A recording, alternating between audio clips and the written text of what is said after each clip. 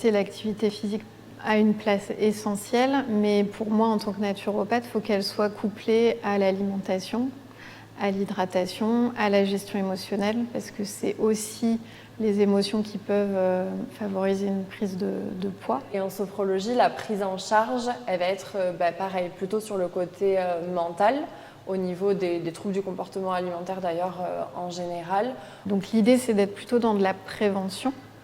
Donc la prévention, c'est effectivement pour limiter le risque de prise de poids, de diabète de type 2, de maladies cardiovasculaires, d'hypertension, etc.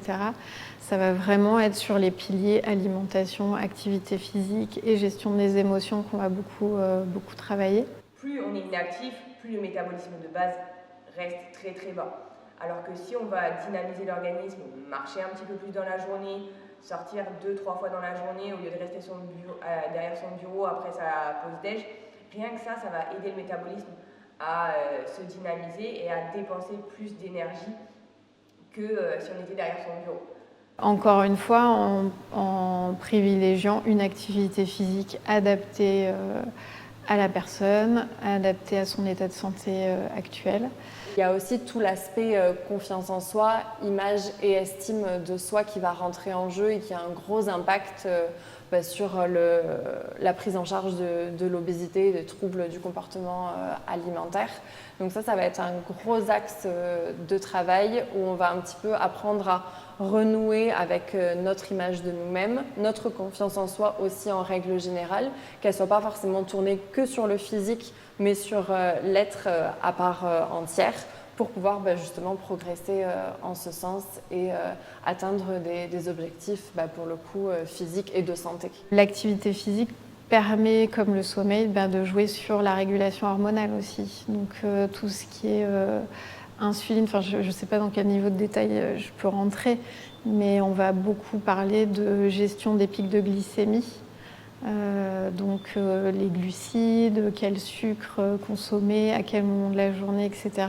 Le but, c'est de stabiliser au maximum sa glycémie, d'éviter les pics de glycémie qui vont entraîner des hypoglycémies derrière, donc des petites fringales, des petits coups de pompe, etc. Et puis au bout d'un moment, si on a trop, déjà on a la fatigue, notre corps se fatigue, et puis on a encore plus envie de manger sucré.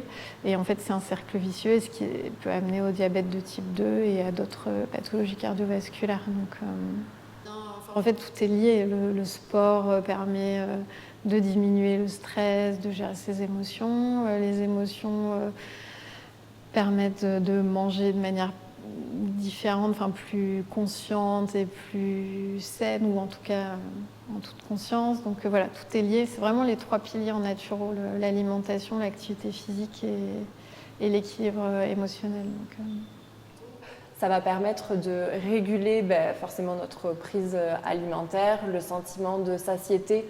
On va être beaucoup plus à l'écoute aussi de celui-ci. Donc déjà, il y a cette partie-là qui va énormément réguler la prise ou perte de poids. Pour moi, ça fonctionne un petit peu dans les deux cas.